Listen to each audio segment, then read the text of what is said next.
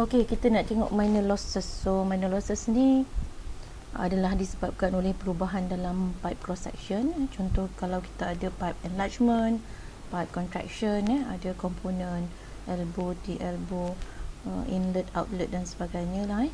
Jadi minor losses ni bergantung kepada satu velocity, satu lagi KL lah. KL ni adalah loss coefficient, di mana loss coefficient ni dia bergantung kepada shape dan juga geometry pipe component. So different geometry, different shape of pipe components. Even kalau kamu ada satu kata pipe bands kan, dia punya satu tu jenis flange ataupun satu lagi jenis screw type pun dia akan bagi KL yang berbeza. Okey, so kita nak tengok KL ni.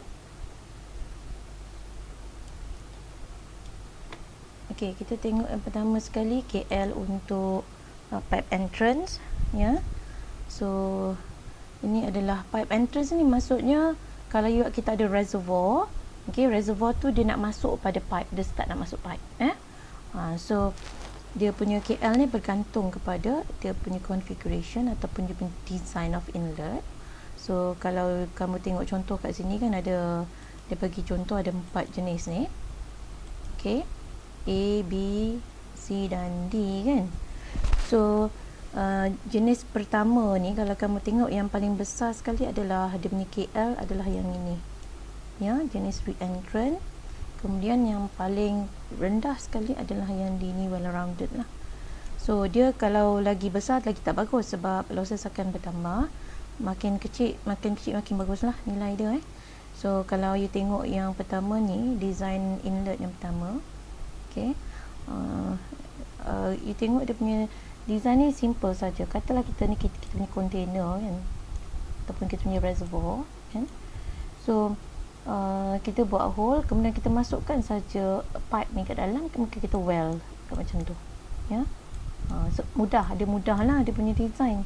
Di lubang masukkan dia, kita weldkan dia. Tapi yang tak bagus bila macam gini, dia memang mudah. Dari segi design tu kita nak fabricate tu memang mudah lah, tapi dari segi you tengok kat sini kan, akan ada obstacle. Yang ini akan menyebabkan obstacle pada flow. Jadi flow tu kan laluan dia tak smooth, dia akan create turbulence. Itu yang menyebabkan KL tinggi. So berbanding dengan yang kita banding dengan yang last kali ni, kalau you tengok well rounded, so kita akan buat fillet kat situ kan, ada fillet macam tu, jadi dia lebih smooth lah, flow tu lagi smooth. Tapi nak manufacture ni susah lah sikit, nak fabricate ni susah sikit. So dia makin you tengok untuk yang B ni, untuk jenis yang sharp edge, dia lebih kurang macam ni, cuma dia buang ni kan. So ini better lah. So KL dia akan makin berkurang. Bagi radius sikit, akan makin berkurang, so lagi besar dia lagi bagus lah. R ni, radius ni lagi besar, so KL akan lagi kurang lah, tambah kecil. Kemudian yang ini adalah sama juga untuk inlet, tapi yang ni kalau kita nak dapatkan data KL tu daripada graf lah, ya. So untuk ini kita perlukan information tentang R over D, di mana kalau you tengok R tu adalah fillet ni, sini bahagian ni, dan D ni adalah diameter pipe, ya. So makin kecil R over D, makin besar. R over D makin besar tu maksud dia apa? Kalau R over D makin besar, maksudnya R ni lagi bertambah besar. Kalau katalah you ada D maintain, yang nilai R over D makin besar, maksudnya R makin tambah besar lah. So bila dia makin besar ke sana, tengok R over D makin besar, so nilai KL tu dia akan berkurang kan. So KL kat 0.25 R over D, kita tengok tak sampai 0.1. Tapi kalau R over D kecil, so KL akan jadi tinggi lah. So yang ini maksud dia apa ni? Kalau R over D equal to 0 kan, equal to 0 kat sini lah kan, kat sini. So maksudnya apa? Maksudnya ni R ni adalah sama dengan 0. R ni sama dengan 0, you akan dapat shape dia macam tu. Macam tu ya. Perpendicular macam tu lah ya. So ni maksudnya tak ada radius lah ya. Okey, itu untuk inlet. Okey, kemudian kita cuba tengok seterusnya, KL seterusnya adalah untuk exit ataupun untuk outlet, pipe outlet lah. So you ada satu tadi inlet daripada reservoir masuk pipe. So exit ni daripada pipe masuk reservoir satu lagi lah ya. You ada katalah 2 reservoir.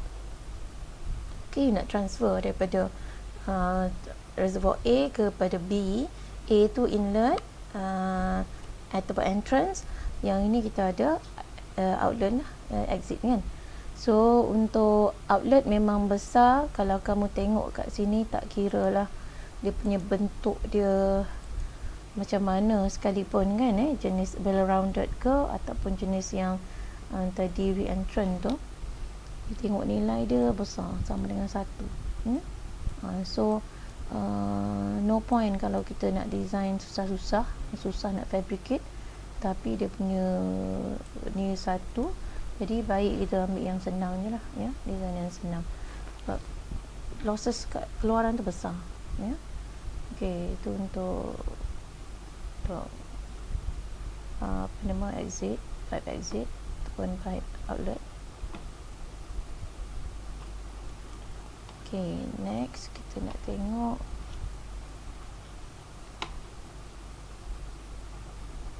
kita nak tengok sekejap ya.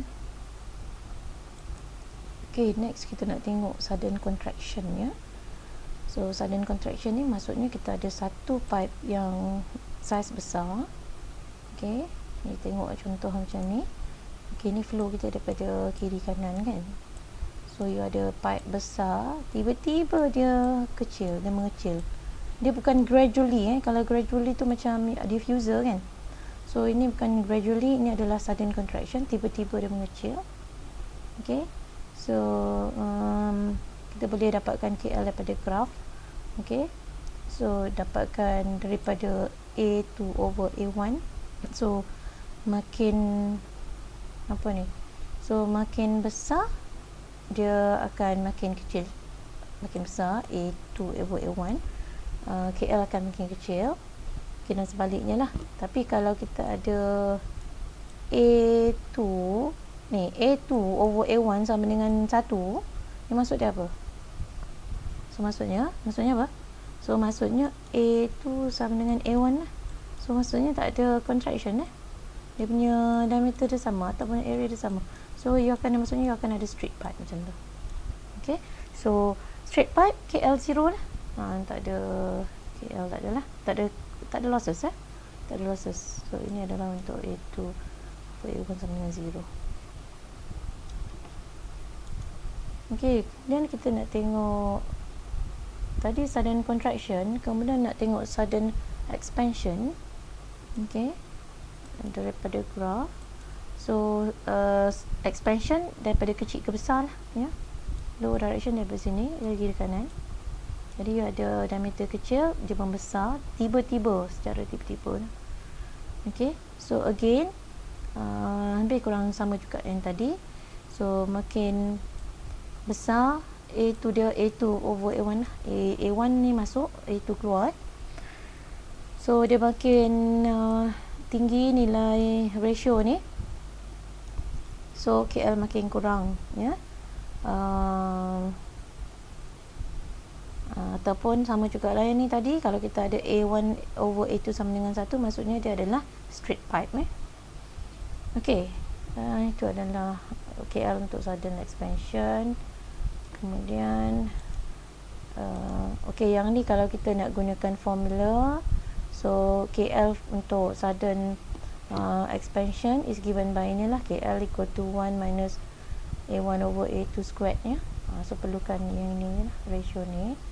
So ini kalau kita nak kira KL untuk sudden expansion, boleh guna ni lah instead of yang guna graph tadi Tapi jangan risau, nanti kalau dalam soalan yang KL ni memang dia akan beri Okay, kemudian next kita tengok diffuser. So diffuser ni bentuk diffuser lah. Diffuser ni macam ala-ala Venturi kan, dia gradually increase dia punya diameter. So So kat situ macam tak ada sudden apa tu nama flow, macam tak terkejut lah, dia tak ada losses yang apa tu tinggi, tetapi dia bergantung pada theta ni. So dia ada a certain optimal value. So kalau besar sangat pun tak bagus. Kalau you tengok graf lebih daripada 30 ni, dia dah theta KL dia dah lebih daripada 1 So yang paling rendah kalau kamu tengok dekat area sini, sekejap saya nak keluarkan. Okay, so kalau lebih daripada 30, you tengok kat sini dia dah lebih daripada 1 lah. Lebih daripada 30 degree ni dia dah up lebih daripada 1. Tapi nak tengok yang paling optimum value theta adalah sekitar sini. Tengok yang paling rendah lah, tengok rendah. So ni lebih kurang berapa tu? Lebih kurang 10 degree macam tu ya. So sebab tu kalau diffuser ni dia tak boleh besar sangat dia punya angle ni around 10 to 15 macam tu untuk diffuser ya. So kalau besar dia punya losses dia tinggi. Okay, next kita nak tengok pipe bands. Untuk 90 degree pipe bands ya, ini dari graph. Okay, boleh je dari table pun ada juga nilai ni. So nanti kita akan tengok table. So ini pada you ada band you ada band dengan diameter pipe D, kemudian dia punya band pada radius R. Jadi dia bergantung kepada nilai ratio R over D. Okay, dan bergantung juga kepada epsilon over D lah. Okay, so kalau kamu tengok kan, makin tinggi epsilon over D, so KL tu dia akan makin increase lah ya, makin tinggi. Tetapi kalau tengok untuk semua jenis untuk semua nilai epsilon over D, bentuk graf dia macam almost sama. So you cuba tengok yang paling rendah tu kat mana. So paling rendah tu around sini kan, ratio R over D equal to 6. So ini adalah KL paling rendah lah untuk pada setiap apa nama epsilon over D Okay, so kena tengoklah epsilon over D berapa, baru you tengok dia punya curve dia kat mana ya, kemudian dapatkan lah. So dapatkan ratio ini, so boleh baca ke sana lah berapa KL, dapatkan KL Okay, itu secara graf. Tapi ada dalam bentuk table juga, you boleh rujuk mana-mana apa tu standard ataupun dalam buku-buku flat pun ada. Okay, so ni banyak ni untuk pipe bands, untuk T apa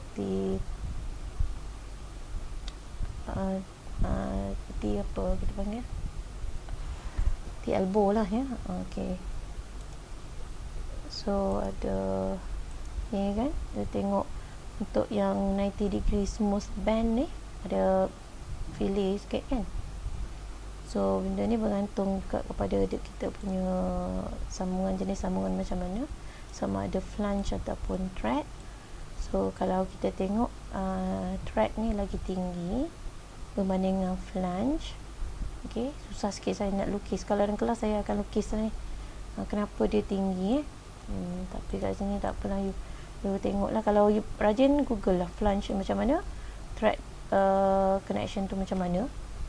Okay, so ini sebenarnya dia akan create obstacle lah yang thread ni Kalau flange ni dia akan dapatkan smooth joint lah, dia macam tak ada kurang obstacle tu, jadi tak ada halangan sangat lah berbanding dengan thread ni, thread type Okay, yang ni ada banyak jenis 90 degree band without vein. Yang ni without vein ni ada vein. So vein ni biasanya kita digunalah kalau dalam band ataupun dalam turbine ke, untuk guide flow lah ya, untuk guide flow. So kalau ada vein tu, dia punya KL dia lagi rendah lah. Kalau tak ada vein, so flow daripada sini nanti dia akan hentam bahagian ni kan, sebelum nak ke sana dia takkan ikut macam tu. So bila dia hentam tu, dia akan create turbulence, barulah dia pergi ke sini, laluan dia punya path jadi itu sebab itu dia punya KL tu tinggi tanpa vein. Tapi kalau dengan vein ni, dia punya KL rendah. Sebab apa? Flow masuk, kemudian dia akan ikut laluan vein ni So dia taklah hentam sana, so dia ikut, jadi KL tu jadi rendah lah. Okay, so ini untuk 90 degree band, kemudian kita ada 45 degree nilai dia, boleh tengok sikit lah nilai dia. Yang ni adalah untuk 180 return 180 degree band. So again samalah, flange type dia lebih rendah berbanding thread type. Okay, ni T-elbow. Okay, so ni jangan risau sebab apa, dia nilai ni dia akan beri kalau dalam exam ke, dia akan bagilah nilai-nilai KL ni. Okay, ni adalah untuk valve. So ada banyak jenis valve kan, globe valve, angle valve, mungkin boleh google lah, boleh google ni ball valve ke apa, check valve ke. So ni nilai-nilai KL dia sendiri lah. So bergantung pada design dia, bergantung design. So yang tinggi-tinggi ni macam globe valve ni, dia punya dalam design dalam tu complicated, banyak obstacle jadi dia akan create halangan yang banyak, jadi turbulence tu tinggi dalam tu, so akan menyebabkan losses tinggi lah, KL atau KL tinggi. Okay, itu untuk valve. Okay, ini daripada, tengok ini daripada Changle. Yang ni saya ambil daripada apa tu, buku Manson. Okay, nah ada banyak jenis. Okay, jangan risau kalau nilai dia kamu tengok kat sini dengan tu dekat Changle tak sama, sebab dia ada banyak jenis. Dan kita akan bagi dalam soalan tu, kita akan bagi. Okay, ni type-type masalah yang menyebabkan apa tu, losses in part. So you boleh baca yang ni, dan lepas ni kita akan buat contoh lah ya. Saya stop kat sini, nanti kita akan continue dengan contoh.